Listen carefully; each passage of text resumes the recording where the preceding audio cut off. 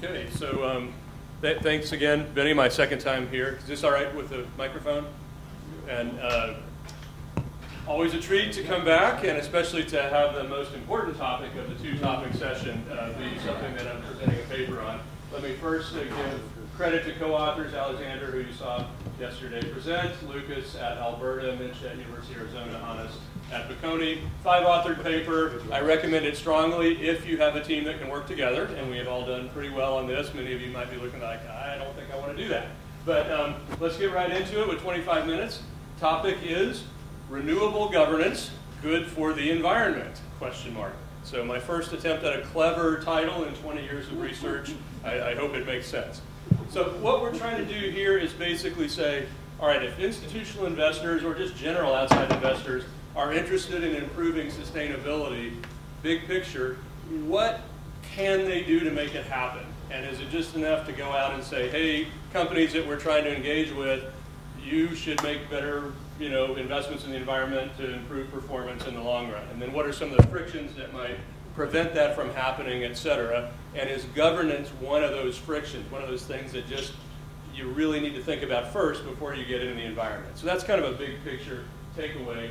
To kind of motivate it, Zach's paper with Laura and Philip recently looks at institutional investors and basically asks them a lot of questions. And one of the findings from this survey of institutional investors is that environmental risks have actual financial risks, and that these have begun to materialize. So you kind of look around and say, what do the institutional investors think on a variety of subjects, and especially on environmental sustainability? And they're saying we need to move faster. These are real, actual risks that are starting to hit our portfolio firms. And then what might they do about it? Again, from their survey that's forthcoming, risk management and engagement is important to address these risks, not divestment. So this old like, oh, just sell it if you don't like it, that's not the current thinking of the institutional investors that are looking at trying to improve sustainability. So then a natural question is, all right, they're institutional investors or just general outside investors, they should have power, they should be able to get what they want. So why would they start wondering whether they need governance to make this happen? Or put another way, why would they, as outside investors, be concerned that insiders' choices when it comes to environmental performance will not be the optimal amount of investment today for long-run benefit? And if you really think about it, something that was brought up yesterday, the main problem always when you're looking at spending cash now and you're in charge of a firm for some future long-term benefit you may not even for sure know is going to exist when you're around, is this short-term oriented problem. So you can imagine if outside investors want something to happen and the insiders know it's going to cost money today for something in the future that they may or may not get credit for, you're going to possibly not have the optimal level according to what the outside investors want. In theory, you should be fine because you've got ownership, so that gives you control rights. But many people in this room have spent time studying international corporate governance, and you know that just having ownership stakes doesn't necessarily mean you're going to have your voices heard and you're going to be able to influence the firm. Control rights are only meaningful when there's effective governance. So that's essentially what we're looking at. We're looking at institutional investors and other outside investors that might want better environmental performance. They are probably moving faster on wanting that than the insiders are, plus the insiders already have short-termism problems where they don't necessarily want to invest in this necessary investment for sustainability to be improved over time for the firm. And then does governance play a role in this happening? So does G, governance mechanisms, drive E? That is more governance, better conduits to get your voices heard, better environmental performance. That's what we're basically trying to look at. And then importantly, much of the literature, myself included for 20 years doing this, looks at kind of traditional governance mechanisms. How is the board? Are they independent? Do you have some different ways where you have like non-voting shares or voting shares, things like that?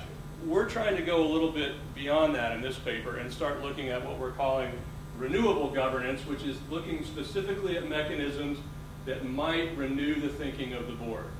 And the issue here is the outside investors are wanting this change more rapidly, it seems, than the insiders that control firms are willing to give it to them.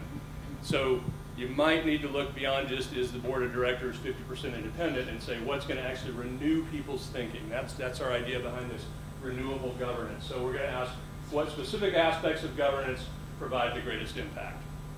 So we're going to, in this paper, the way we're kind of packaging it, if you will, is traditional governance mechanisms of the stuff long studied, and a couple of renewable or contemporary governance mechanisms that we're trying to look at. So the traditional governance mechanisms, there's generally two types when you look at the international corporate governance literature. First, is it blockholder controlled? You know, you've got a lot of voting rights, so therefore you can do what you want. And then in that particular aspect, being family controlled is generally the most important because of all the interlinks between families and different business units and things like that, where they often effectively fully control a publicly traded firm without necessarily having to have 50% of the shares. And then also measures of outsider control rights, long emphasized in the literature, and I'll do this a little bit more in detail in the data, but this is where we're going to pick one well-used measure, which is kind of like the Agarwal measure from RFS a decade ago, where you've got, in this case, 6 kind of prominent line items, but a lot of this stuff focuses on independent directors. So you're supposed to get this independent voice, but even more recent research says there's limits on independent directors really being independent. So maybe it's time to go study some new governance mechanisms. That's what we're trying to do. So the contemporary governance mechanisms we're looking at are essentially those that will hopefully, plausibly renew the thinking of the board, and these have not been studied, to our knowledge, anywhere as far as having an impact on firms' environmental performance. There's been pieces of some of the more traditional ones, like some measures for agency costs being studied with E, but not these more fresh thinking, how do you get the board to actually change its opinions on things type governance mechanisms. And again, as mentioned, we believe, and the survey evidence shows, there's a gap between outside investors' thinking on e-performance and what insiders are willing to do, so the renewal of the thinking of the board may be key. And so that's what we're trying to do. So the two mechanisms that are most useful for studying in our sample are going to be something related to the voting process, where the directors can basically fear, if you will, a little bit the outsiders that have these share ownership rights and thus voting rights. And so we're going to move beyond the director independence and try to go to investor voice. And the specific one, I'll get a couple more slides on it later, majority voting, where you have to elect a director with at least 50% of the votes cast, or else the elector or the director is not elected. That gives you a chance to withhold your voice and withhold your vote in a meaningful way, and thus the director feels some outside pressure. And then the other is looking for outside pressure sources that are forcing the board to be changed in some meaningful way. And very often that is going to be the push in various countries and just amongst institutional investor clubs for female board representation. So that's going to be another contemporary governance mechanism we look at. So I've kind of already alluded to this, so I'll go very quickly. Again, the paper's got a lot of tables and has a lot of moving parts, so I don't want to go crazy like a 90-minute seminar. But a one-slide framework on what should be driving the need for you to understand who has the control rights, that is, who is the decision maker when it comes to environmental performance, is you've got this trade-off between the insider short-termism, so managers are generally always going to want to spend less than might be optimal on any long-term investment, including environmental performance, but then you have these beliefs, because nobody knows for sure how much everybody should spend as a company on environmental performance. So you get this non-pecuniary, that is not a financial benefit, but something that personally helps you as a decision maker, to get the firm to spend more on environmental performance. And so that's going to be, something, the warm halo effect, we're doing good, I've got power, I'm trying to fix the climate, and that kind of stuff.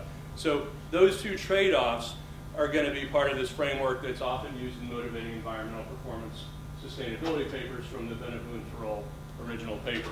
So what we predict here is that only in one situation will you have entrenched insiders choosing higher environmental performance. That's only when they have essentially no short-termism problems, they're willing to invest for the long run, and they like to spend even more than the outsiders would want on environmental performance.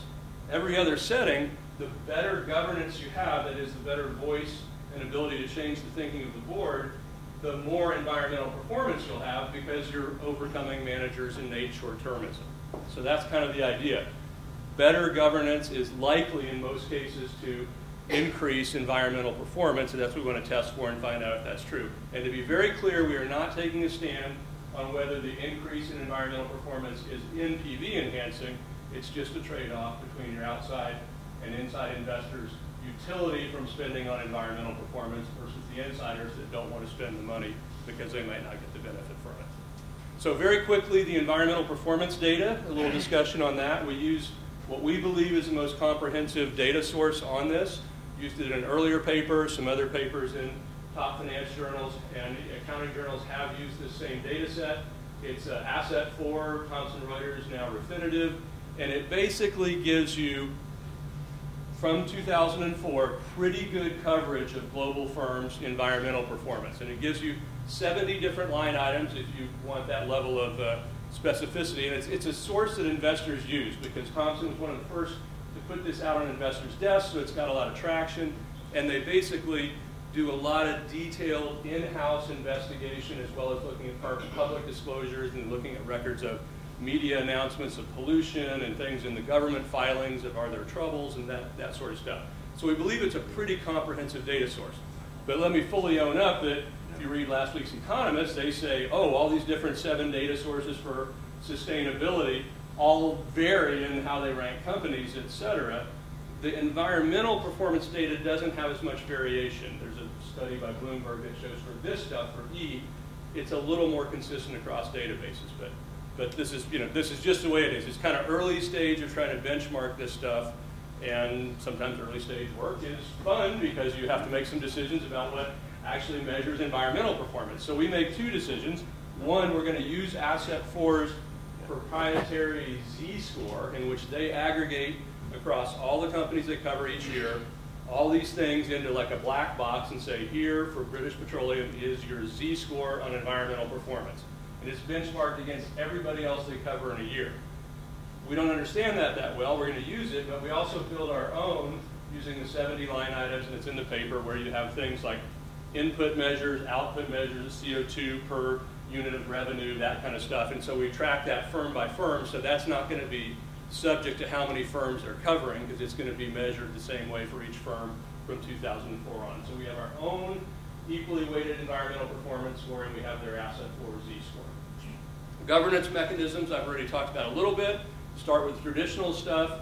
They also have what I call a black box Asset 4 38-item governance score. Kind of looks like the old Gomper issue metric stuff. Don't really know exactly what's in there. We start with it, but we don't focus on it.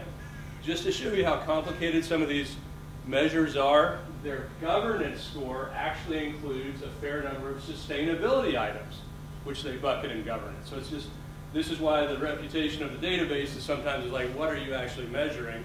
So we take those line items and pull them out for that score.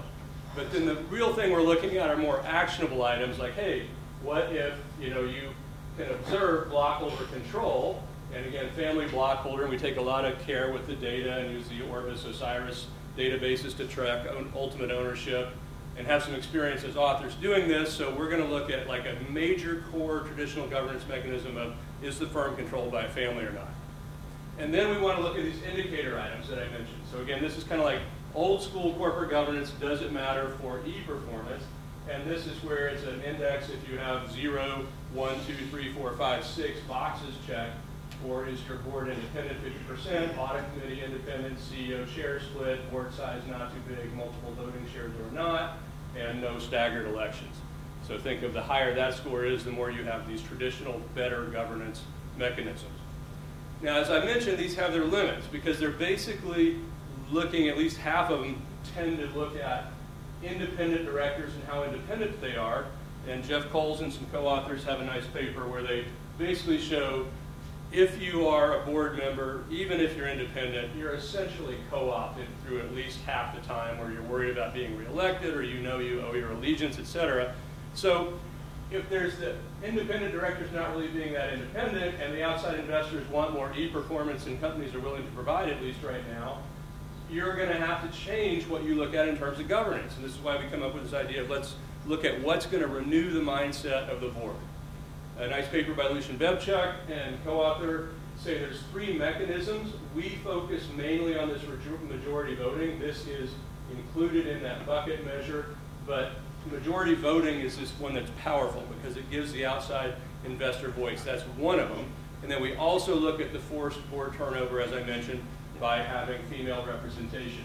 There are a few companies in the global sample that have term limits and age limits explicitly, but it's only about 6% of the sample. So having self-limited board tenure is not going to be something we can investigate. The majority voting has a lot of variation in our sample, as does the amount of female board membership has a lot of variation in our sample. So that's what we basically have. Saying it again, majority voting rules where you have to have more than 50% of the votes cast, not just a single director being put up, and if one vote happens, then you've got a plurality and you're elected. You've got to earn your votes, essentially, because a lot of director elections just have a single director standing for election. That's been shown to be important in the literature. Again, don't want to go too heavy into that. And then this also is important to look at what might change the board itself, where a new person actually comes on. So majority voting helps you force the director to think you might be voted out, and thus you get the voice, but having a new board member means you do actually have a new board member, and thus a new voice. And where that's become more prevalent is the push to get female board representation, which means you're either adding a new member or replacing a member with a woman.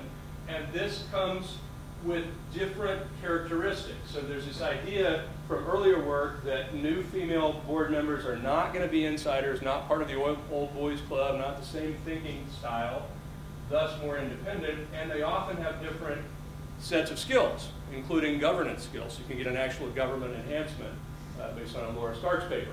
All right, here's the regression that we're going to use, and then plus variations on that in different settings.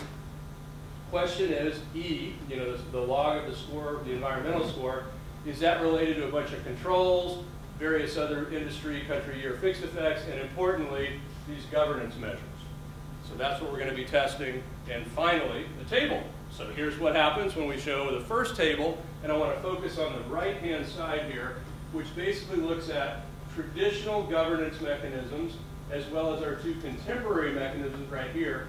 And what do we find? We find that family control is 10% lower E scores all around the world. That's a pretty big reduction in environmental performance associated with being controlled by insiders that are part of the family group. We also find a positive effect, so if you have a stronger traditional governance measure, that is maybe you do not have dual class shares, each one of those line items is associated with a 3% greater score. And then if you have majority election, a much bigger change in your environmental performance of 7% and a huge change, 14%, if you have a female director. And we find similar results when we use our equally weighted scores. Now you think, okay, that's a standard regression. What about causality? This is always tricky, so you can do several things, and we try. We first do firm fixed effects, so we can control for time invariant unobservables. But then this is important. By looking at these contemporary governance mechanisms of majority voting and do you add a female director to your board, you get a chance to say, was there some exogenous or plausibly exogenous outside pressure that causes the companies in a given country, especially where it might be country level, to adopt majority voting or female board representation that's not necessarily happening at the same time that there's an outside pressure that says you need to increase your environmental performance this year or next year or else. So that's the idea. We're focusing on changes in the firm when there's a push for improved governance in these contemporary measures that's exogenous to the firm. So here's the firm fixed effects model. And what you see here is for firms that adopt, as an example, majority election, there's a 5% higher E score. So this is controlling for all the firm characteristics plus firm fixed effects. Female director, 3 percentage points higher. So it holds, if you will, when you include firm fixed effects, which is often, you know, a reasonable standard for these kind of cross-country panel tests. And then when we look at the quasi-natural experiment for majority voting, what happened is in 2006, Canada had this big push from an investor coalition, the Coalition for Good Governance, that said we want firms to adopt majority voting. So they do so, and then we look at what happens in Canadian firms with their environmental performance after they adopt it. Then we go out and look, well, let's look around all the countries in the world that we have in our sample, 41 countries. Do we see situations where at the beginning of a year, a certain fraction of firms have majority voting rules, and then at the end of the year, 20 percentage points or greater have that as what, it's an increase by that much. We can't always find evidence what caused it, but our thought is there was some outside pressure to make the firms in that 1 year adopt majority voting with a 20 percentage point change. So that's like a broad sample of kind of quasi-natural experiments. So you're, in this regression, you're treated if the firm adopted majority of election rule during the shock window, during this external pressure. And so what we find here is if we just look at Canada, huge change in E if you adopted majority election because of this coalition of good governance, and now that governance has a chance to work, the majority voting, for the firms that adopted majority voting that did not have it before this external push, they've got 30% higher. It's a relatively small sample, but it's a big, powerful effect. And then when we look at all of these, probably the right-hand one, this includes Canada and a bunch of other countries that had a 20 percentage point change in majority voting in a given year, we see that they also have higher E-performance when those firms were quasi-exogenously forced to adopt majority voting. So some evidence consistent with causality. We always have to be careful in any of these kind of corporate governance and environmental performance models to say whether it's really causality, but it's consistent with it. And then we look separately at pressures from external forces to force women to be on the boards in a greater number. And so the UK, which is quite a large sample country within our sample, in 2011, a big push to basically say, you got 4 years to get at least 25% female board members, which means there's going to be changes with women added to the board. And we look at what happens there, and then we also look at whether 10 percentage points or more women change to be on the board from the start of the year in a country to the end of the year. What's unfortunate for us is the environmental data go back only to 2004 and 5, and a lot of European countries had already forced female board representation to increase by that point. So we can't use a lot of European countries because they made their forced exogenous change before our sample. But we do this where you got at least 10% increase, or you have it in the UK. And again, for the female board representation, you see exactly that when you are becoming a treated firm, you are forced from some external force to adopt a greater percentage of women on the board, you have higher E scores. And that's across a broad country sample and the UK that specifically had it. So then just to make sure we are not missing things here, as I mentioned, there's a lot of concern that environmental performance metrics really are just kind of fuzzy and not measuring stuff. Like, what do they actually capture? So we want to ask in several different tests, do governance effects matter on E-performance where it really matters? That is where the environmental risks are more salient. So we look first at countries that have low E-performance. So here, if you're a below median environmental scoring country, do things like adding a female director or having family control matter in these low E-performance countries? And they do. So the governance still matters where you would hope you might see an effect, because this is where you need to move the needle on improving environmental performance. Interestingly, continental Europe, we have a previous paper that shows the social norms matter quite a bit. None of the governance stuff matters, good or bad, in continental Europe, because everybody already has kind of a consensus between the outsiders and the insiders. We want to spend on environmental sustainability because that's just what we do in continental Europe. But if you look outside continental Europe, you see very strong results, again, on governance. So it depends on the setting where the E risks are arguably higher. Family-controlled firms, what happens with them? The whole point is they're negative in general. We ask whether the governance mechanisms specifically can improve the E-performance in family-controlled firms, and this is a pretty strong result. So you got 10%, oh boy, I went on 1 minute, I better keep moving. So let me just say that the female director coefficient is very strong in family-controlled firms, indicating that having a woman on the board will lessen the impact of the negative impact of family-controlled firms. The other governance mechanisms don't tend to matter. We find that in dirty industries, can't go back. Well, I'll just, in dirty industries rather than clean ones, it also matters as well. And then the real big thing I want to do as a takeaway is make sure we focus a little bit more on this female board representation. This is a strong statement. The contemporary governance mechanisms of renewing the board by adding a female director is hugely and significantly associated with improved environmental performance.